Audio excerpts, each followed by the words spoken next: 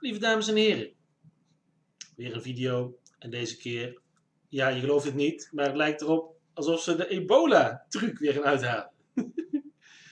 Je dacht, we komen er nooit vanaf en inderdaad, ja, want de World Health Organization, de WHO, nou dan weet je al dat het slecht nieuws is.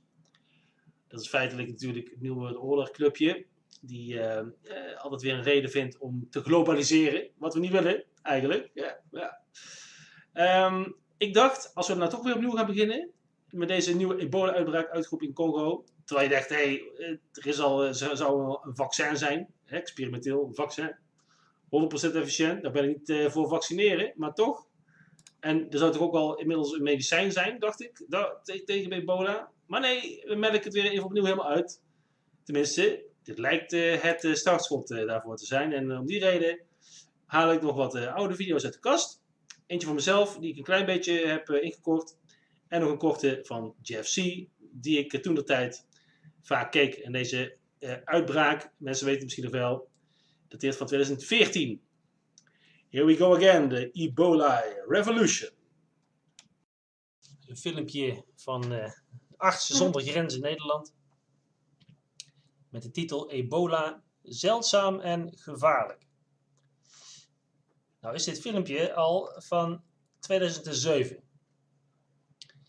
Het zou goed kunnen dat ze toen al op de hoogte waren, dat ze al hadden gepland dat er in 2014, dit jaar, een enorme ebola-outbreak zou gaan plaatsvinden. Tenminste, dat moeten wij geloven, dat er een enorme ebola-outbreak aan het plaatsvinden is. We gaan eens even kijken wat ze hier allemaal te vertellen hebben.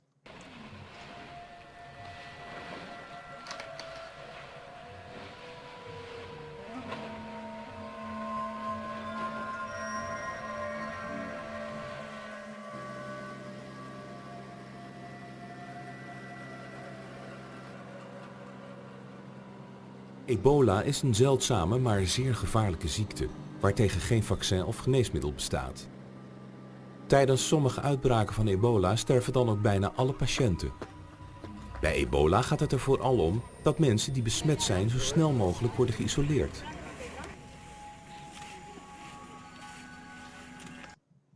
Hey, iets groens. Verdorie. En daar is groens. En daar is groens. The isolation mode. So here is the disinfection area. Hey, mooi pakje. It's very important to disinfect properly. We start on the left and move through on the right where we can go out and into the low risk area. And all the time disinfecting with chlorine solution and taking off our high protection clothing. Tuurlijk. Groen, ja. Het ebola-virus wordt overgebracht via onder meer bloed, speeksel, tranen en transpiratie. Nou, zeg maar de lichaamssappen. Hoezo heel besmettelijk? Dus eigenlijk niet veel besmettelijker dan de griep. Dus ik denk zelfs dat de griep nog wel besmettelijker is. En daar gaan wat meer mensen aan doodjagen. Maar ebola, mensen, ebola, verschrikkelijk. Daarom moeten mensen die met ebola-patiënten werken zich heel goed beschermen. Ja, goed beschermen. When a patient meets specific criteria, we take them inside the isolation ward and keep them under observation, take their blood samples and treat them if necessary. This particular lady is having a temperature. Heeft ze nou iets groens aan? And she has a number of symptoms. She has tiredness, fatigue, general symptoms, abdominal. Vermoeidheid, darmkrampen, misselijkheid, overgeven. Goh, ik heb dat toch wel vaker gehoord bij andere ziektes ook. Ik weet niet waarom. Cramps, nausea and vomiting. Groen. And she has a daughter who at one point was in here in the isolation ward being treated. So in that way she has a contact history, she has a fever and she produces some of the symptoms. Nou, ze heeft contact gehad, ze heeft koorts en ze vertoonde de symptomen van ebola. Tenminste, symptomen die wel vaker voorkomen. Niet alleen bij ebola, maar goed, daar gaat het hier even om mensen. We moeten eventjes geloven dat het allemaal om ebola gaat. We know that an Ebola patient could have. Verschrikkelijke ziekte. So in that way she fulfills the criteria for being admitted. If it turns out that these patients indeed have Ebola, we don't have a specific treatment for Ebola. So what we can do is that we can help these patients Vaccin is in de maak hoor, maak je geen zorgen. if they're in pain, we can help them, give them something that'll ease the pain. And finally, you see Ebola patients in the late stages, they can become very agitated. So we have also tranquilizers we can help them with.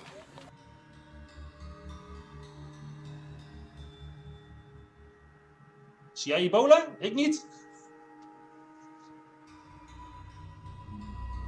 Ja, ze kijkt een beetje treurig, maar ziet ze er ziek uit? Nee, een beetje groen. Ja, oké. Mooi. Om verwarring en Zie je weer paniek te bloed uit alle voorkomen geven we lichaamsopeningen stromen? voorlichting aan de Schijnt ook bij bevolking. Ebola te horen. We vertellen Hey, hoe je groen. tegen Kijk, ebola wat leuk. Hey. kunt beschermen en wat Artsen zonder Grenzen doet Hey, nog om een de groentje. verspreiding te Nog één. stoppen.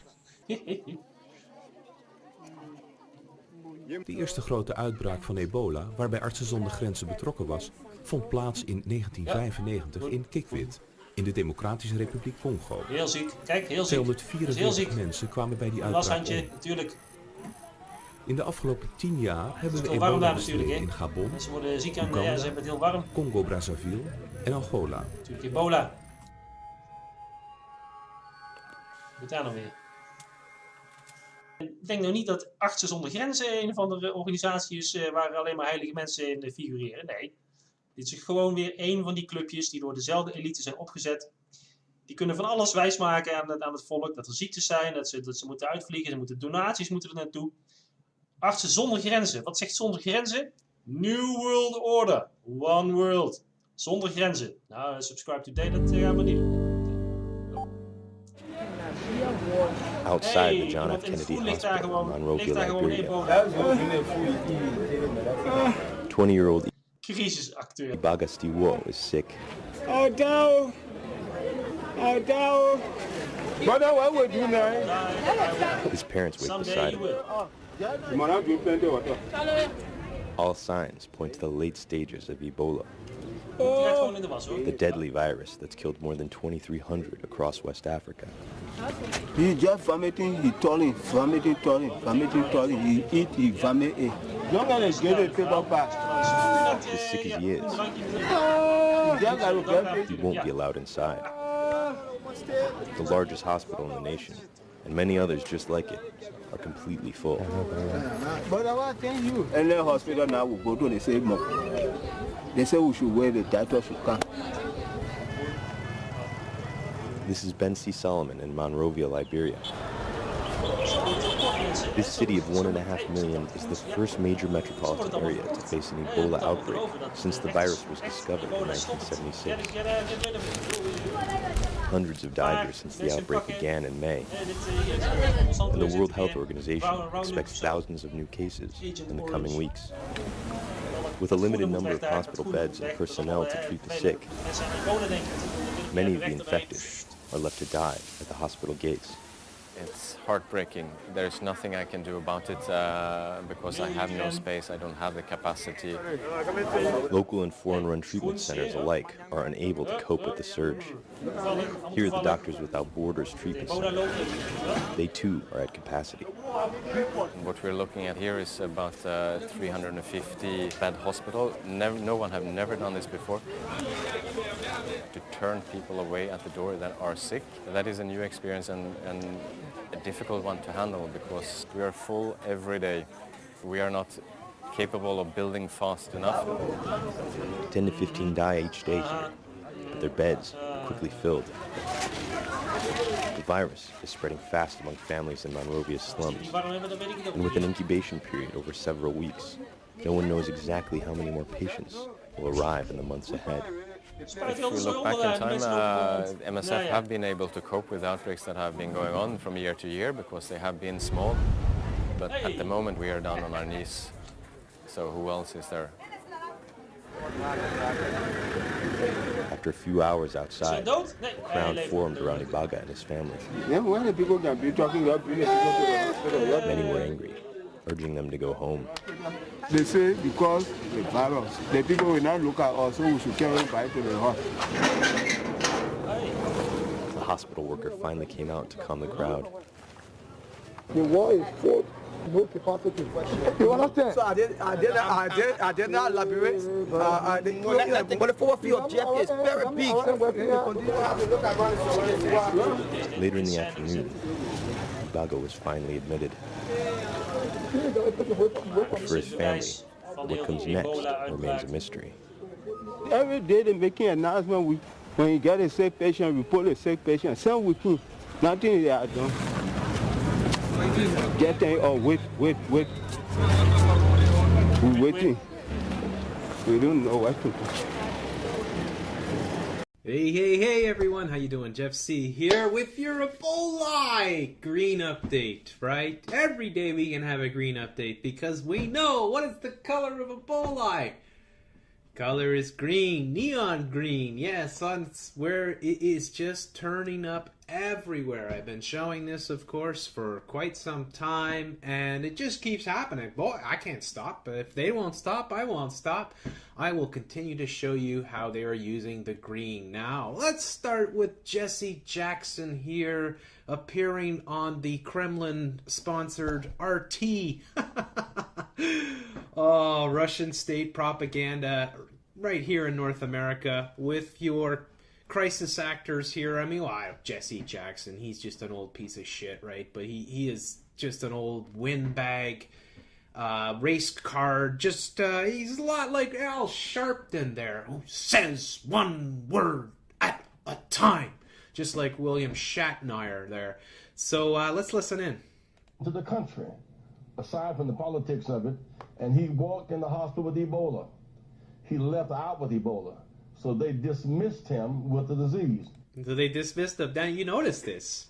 Now it's okay. They've got the green here. That's the photos, right? And they've blurred out this guy. But what the hell is this here? What? Why did you put the green there? I don't understand. What's that about? I know you got green in your logo, so I'm not going to go on about that. But seriously? Did you need to do that? I mean, he spread the disease even more. Spread the disease even more. Must be separate what happened at the Visa and Passport. Do you know who he's talking to? Let me ask you about this allegation over the Z. My word. Mr. Swan! Now you're working for the Kremlin. Wow, you sure do get around there. Wow, Mr. Swan. I had no idea. I started bursting with laughter when I saw him on RT. The dashing young truther. Yes, another fucking bullshit, totally controlled mouthpiece. Yeah, it goes on. How about these guys? They got a big channel here. This is Space Radio, and I guess they're Dutch. 10 Arten van Hoort. I don't know. It's Dutch, right? Space Radio. But it's no accident that they're sporting the green. Die Idee, ein Ebola-Camp zu stürmen. Sie wollten die Verwandte aus den Fängen der bösen Mediziner befreien. Aber warum wird jetzt nur darüber berichtet? Denkt doch von den wirklich wichtigen Sachen nach. Neue Nacktbilder von Jennifer Lawrence.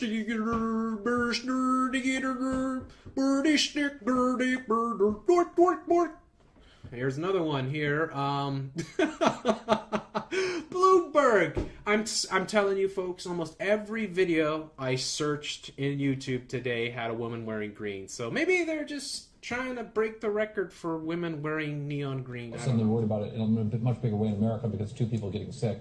What's happening in Guinea, Liberia, Sierra Leone is so tragic, affecting so many communities there. So this tragic. money's going to be part to help the Centers for Disease Control expand their outreach into Africa.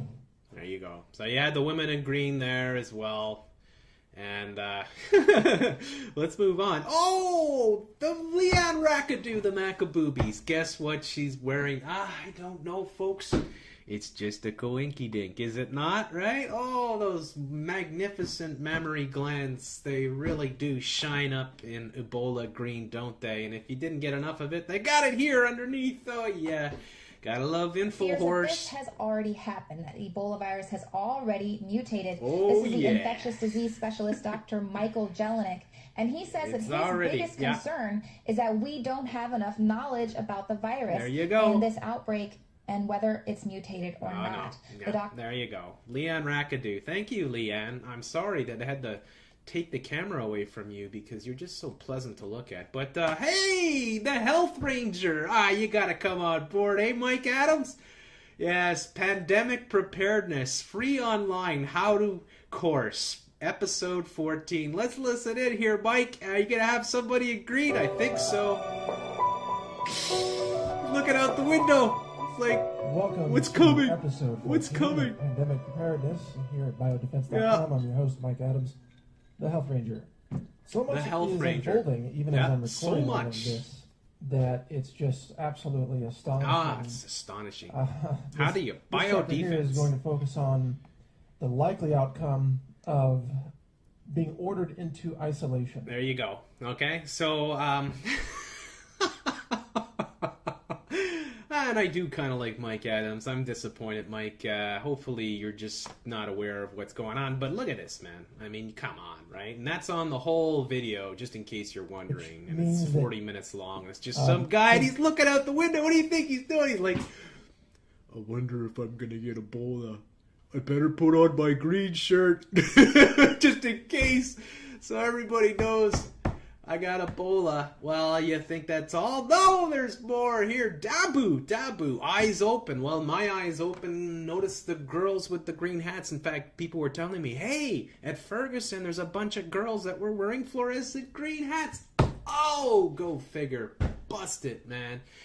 And, wouldn't you know it, the CBC is all on board, too. Look at this guy. Look at this. What is this, a T-1000? He looks like a robot, right? But you can't mistake the neon green. Of course. You gotta have it, folks. You gotta have it. Let's listen into the Canadian Broadcasting Corporation here. I want to talk to him. Judge Clay Jenkins is the top-ranking elected official in Dallas County. He's a scumbag. For weeks now, he has been trying to use facts and science Facts. to combat worry. Facts and science.